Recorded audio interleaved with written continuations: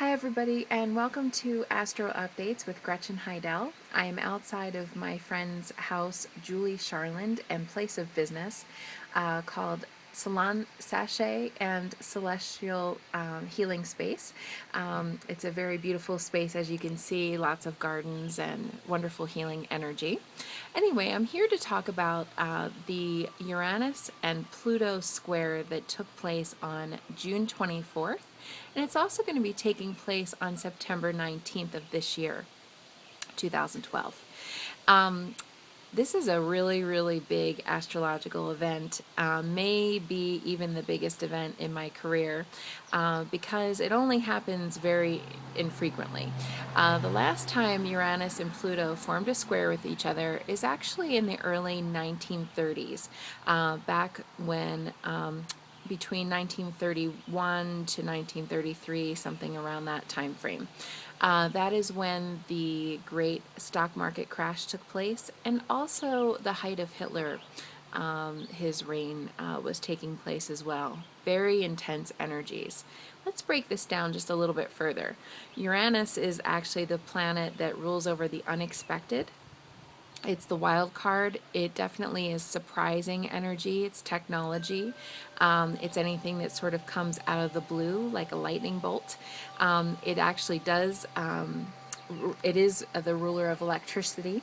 And can be very jarring. It's actually currently in the sign of Aries. Aries is aggressive. It's the warrior. And it's also the innovator. Aries tends to like to do new things and start new projects and things. But when it forms a square tends to be strife and arguing and that sort of thing. Squares are not necessarily fun, energetically wise. And then on top of that, Pluto is the planet that rules over transformation and death and rebirth and Phoenix rising and all of those fun keywords. And when you get these two big planetary energies that are not necessarily on the same page right now, there could be quite a bit of strife. Now, Pluto and Uranus did actually form a conjunction with one another in the mid-60s. Now, conjunctions are different energy. It's a little bit about new starts and things like that.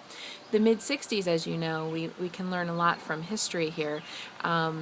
With civil rights and a lot of new things started during that time. Whereas this energy is a little bit more difficult. There's going to be a lot of tearing down before the building up can begin. The good news is that there will be some rebuilding that will need to take place, and this is going to be happening in the background for many years, up until 2015, actually, March of 2015. It's going to be coming to an exactitude, meaning that it's going to be the most potent 7 times in between June 24th, 2012 and March of 2015. So we're going to have quite a bit of this, energetically speaking. It's going to be something that we're going to need to watch.